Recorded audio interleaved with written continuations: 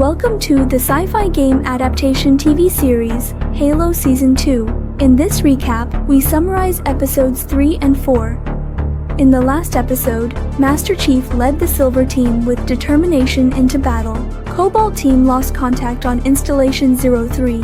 Despite the belief of higher-ups that it's just a simple communication blackout, Master Chief is convinced that Cobalt Team encountered the insurrectionists. Inside the signal relay station, there were signs of a hasty departure by Cobalt Team. As power is restored to the relay station, an alarming sound emits, reminiscent of a previous encounter Master Chief had at the Sanctum while rescuing Perez. Suddenly, there's a violent collision beneath the relay station. Just as Master Chief leads the team to investigate, they find themselves surrounded by their own people. Under direct orders, they are to bring back the Silver Team. The revelation that there was no actual mission and it was all Master Chief's assumption shocks the Silver Team. However, they refuse to disarm, still trusting in their leader. Master Chief insists on opening a nearby iron door, believing that the new Spartan soldiers are hidden inside. But to everyone's disappointment, it's empty, with no discoveries. This moment of letdown isn't just for Master Chief, but also for his team. Unauthorized weapon use and commandeering a fighter aircraft lead to repercussions. The Silver Team is suspended from duty, but Master Chief remains adamant that Cobalt Team visited the previous relay station. However, at this moment, the General gives Cobalt Team a mission, stating they were deployed elsewhere 4 days ago. Master Chief couldn't keep calm anymore. Having seen the Cobalt Team's flight plans, the current situation didn't match. Someone had tampered with the Cobalt Team's flight plans, filling the team with doubt. The General ordered immediate suspension of Master Chief's duty due to his questionable mental state until a psychological evaluation is completed. Master Chief was truly infuriated this time. He questioned the General, asking whether it was his decision or orders from Aikson. The General made it clear to Master Chief that without him, he would be facing a military tribunal. Master Chief snapped. He wanted to explain to his teammates that his judgment couldn't be wrong, but even Kay, who trusted him the most, felt Master Chief was losing control, especially when Master Chief mentioned seeing the deceased Magi in the Sanctum. It further confirmed his abnormal mental state, because she had killed Magi herself. Wanting to help Master Chief as a friend, Kay was met with a firm response. What Master Chief needed was not a friend, but a qualified Spartan warrior. This answer disappointed Kay deeply. Master Chief became completely isolated, but he still didn't give up on his beliefs. When taken for psychological evaluation, Master Chief punched the person monitoring him and urgently contacted his trusted female superior.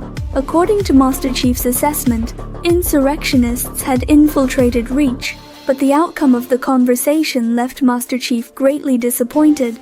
The woman before him, much like Aikson, was just as corrupt. She ordered Master Chief to return to being a proper soldier and forget everything he said before. Furious, Master Chief stormed out and sought out Perez once more. Once again, he sought Perez's confirmation. From Perez, Master Chief received affirmative answers. In the mist, he hadn't been mistaken. That faint figure did belong to Magi. Although Perez didn't know Magi, he did confirm seeing a woman in the mist. Listening to the recording from the Sanctum, aside from the continuous bursts of interference, there was a clear prayer, intended for all the humans on Reach. The entire planet was to be sacrificed. Death had arrived. In the next moment, the explosion shattered the church's glass. Death had indeed come. In addition to the main points mentioned earlier, there are a few more details to highlight. Firstly, the bodies of the Cobalt Team were found 80 meters outside the relay station, but Aikson covered it up, listing all members as missing. Secondly, Soren and Dr. Halsey met. Thirdly, Aikson left Reach, likely abandoning everything there. People never imagined that war would erupt on Reach. Perez's home was reduced to rubble, with no chance of survival for her family and friends. What's even more brutal is that she has no time to mourn. She must verify and observe, rushing back to Fleet Command as soon as possible. Only by obtaining Spartan armor and nuclear weapons can they mount a more effective counterattack. While evading insurrectionist soldiers, they encountered an elderly woman. Perez tried to persuade her to leave together, but the old lady refused, unable to part with the antique store, which held countless histories and memories of Earth. Moving to the front lines, Master Chief successfully rendezvoused with Liz, adding another person needing to rush to headquarters. However, Liz's friends and the ambush team paid the ultimate price to protect Master Chief and them. When the general saw Master Chief and his team's arrival, he immediately greeted them. Master Chief wasted no time, eager to gear up and engage in battle. However, frustratingly, the higher-ups who left earlier took all the armor with them, leaving only the general behind as the highest commander there. The general informed Master Chief about the deaths of the Cobalt team. They died terribly, with loaded magazines, but never firing a shot. The general's men were holding the line in electronic warfare.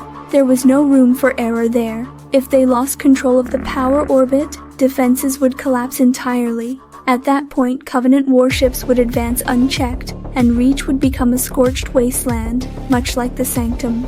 Master Chief was curious about the whereabouts of their fleet.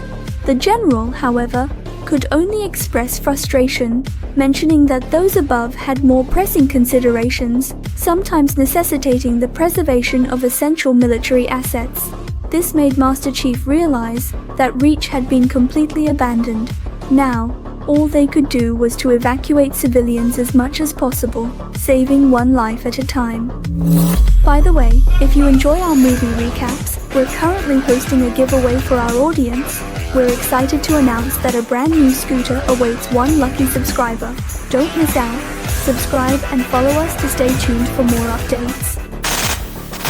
The general made a final pre-battle speech, emphasizing there were no cowards here, no surrendering. Today, it's all about fighting to the end. Even if it means sacrificing oneself to show the Covenant they picked the wrong fight.